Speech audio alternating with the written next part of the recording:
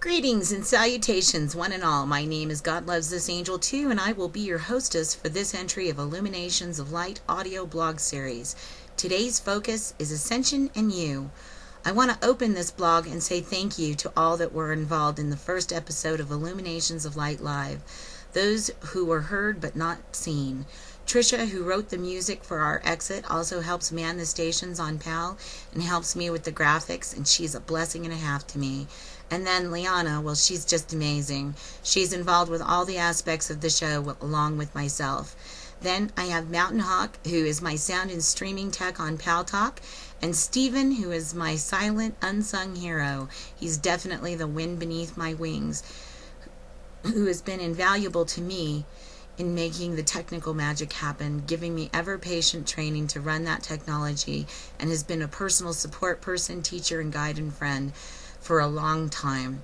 He has astrological genius and a generous nature, and I just want to say thank you.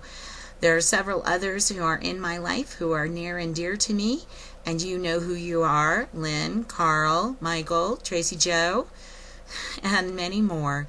Without all of you, this could not have happened. So to all of you, from my heart, thank you so very much. The show was such a success. Rana was brilliant. She is also an absolutely beautiful lady who is so full of love and truth and amazing grace. It's just unending. Such a blessing to have time to speak with her and get to know her a bit better. I, for years, have used her messages as a part of my teachings to my students. She's the teacher of teachers, most assuredly. Thank you so much, Rana, for making our show truly magical and memorable and blessed. So today I want to talk about ascension. Now, this word, like so many other words, can mean many things which are not the same to many different people. For me, I see things a bit differently than perhaps most, but it is my truth, which I will share with you at the end of this blog. According to the dictionary, Webster's, the definition of ascension is thus: ascension is the act or the process of ascending. Ascending is the rising or increasing to higher levels, values, or degrees, mounting or sloping upward, or rising upward, usually from a more or less prostrate base or point of attachment. And according to Free Online Dictionary, ascension is the act or process of ascending, ascent. In astronomical terms, the rising of a star above the horizon. Ascension in Christianity is the bodily rising of Jesus into heaven on the 40th day after his resurrection, a feast for celebrating this event observed on Ascension Day. Metaphysically, the definition of ascension is the rejoining of the individual consciousness with the consciousness of universal oneness, which translate to a state of love and total understanding and bliss individually. The Christ consciousness is a state of love. So the second coming of Christ is the awakening of knowledge which was once hidden within our own DNA structures until this time, moving our physical bodies into bodies of light once again, which was our original form, which is a crystalline-based body, not the dense physical forms we are currently inhabiting, which are carbon-based. This particular thing we are calling the ascension has never been done before, meaning we remain on the planet and move through the rebirth in physical form along with all the other beings of this planet. Previously, in other Earth incarnations, all beings were removed from the planet and it would be cleansed and then it would be reseated. This time we are not doing things quite this way. So this is why sometimes the whole time thing gets off for some folks, like losing time, feeling that they are moving through time and that sort of thing. They're particularly sensitive to this shift. Well, one of the reasons they're sensitive, I should say. There are some technical scientific reasons in addition to this regarding time. So from the religious perspective, it's about attaining Christ states, which is ultimately the same thing.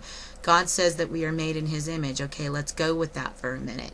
His image is both female and female, so God or goddess is androgynous, both male and female. He is the light. In the beginning there was light. We are created from the darkness to the light in our light bodies. Jesus says to the people, I am the way and the light. How he learned through the years, missing years of Jesus, how to master things like meditation, the knowledge of the ancients, and was able to attain activation of his light body, and now has the ability to travel all dimensions and timelines to go where he needs to be. The same with Thoth and Elijah and Melchizedek. So we have had the examples in the past just not in our time frame. Although that is open for discussion, as I believe many in the 9/11 tower incident left body before the planes hit. Point to this is that we gained some insight as to how to attain our light bodies or awaken the activating of the Merkaba field, which acts as our vehicle in harmony with the physical body. In order to achieve this, you must have the basic tools down in meditation and understanding that you have to let go of the old programming set into your being by parents, churches, schools, and society, etc., which were not the truth, the universal truth. It was their perceptions, which you do not have to own. My feelings are thus: if this is truly an illusion, as they all say it is, then we never fell. That it was a perception. So there's nothing to ascend to, as we are already there. We are simply reawakening to that which we already inherently know within our beings. This is an enlightenment period, when we finally get the blindfolds taken off after all this time and can see again, renewed and reborn. We have always had the gifts within, we just forgotten how to use them. For in the beginning, when this planet was created, there was only the law of one, when we were in light bodies back then. We created from the ether of this planet. That was when the solar system was still residing in the fifth dimensional levels. We were placed in the third dimensional levels after the war to save the projects which were here and put them into a suspended state, which required that we too be in a suspended state of awareness. We agreed to do this way back when, knowing that this time frame we are in now would be coming. Many were accelerated in their understanding with the help of beings who reside in different dimensional realities than ourselves. They can now help, whereas before they were not allowed to interfere. So when we discuss ascension in my eyes, we are discussing the journey within to merge our original states of being.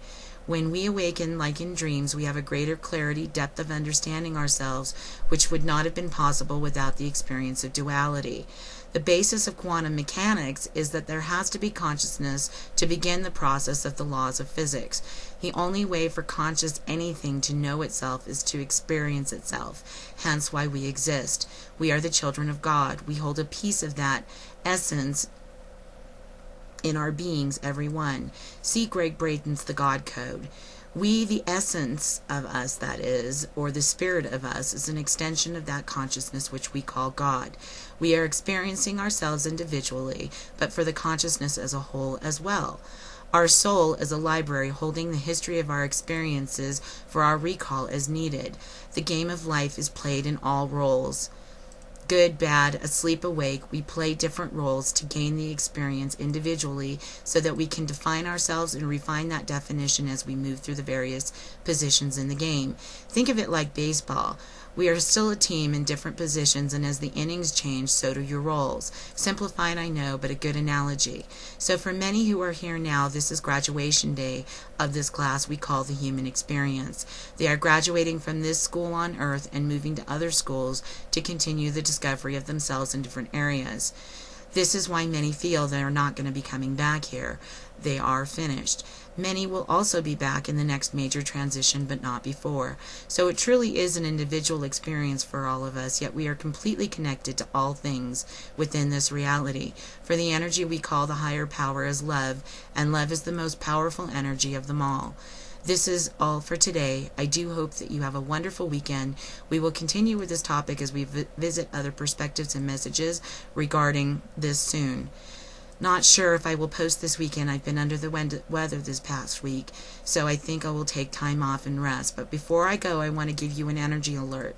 The magnetics are insane right now. We are seeing physiological effects as we hear the nutty news headlines about zebras running free in Atlanta, ice cream men being shot for music on a truck, teachers walking in and blowing away staff on campus, and crashing planes into buildings, and burning houses down because we're upset with the IRS. Yeah, watch the headlines and see the magnetics are having a major effect on people's brains right now. We need to make sure to do our meditation daily, stay centered, and ask for things to come with ease and grace. Send out love and a new blueprint of how we'd like to see it be. Joined efforts and thought and matter, doesn't matter what time of day, are so powerful. So try not to get sucked into the attitudes and latitudes of people out there. Be patient and send them love and compassion, for now they need that the most. Peace, love, and light, people of Earth. Hugs and kisses.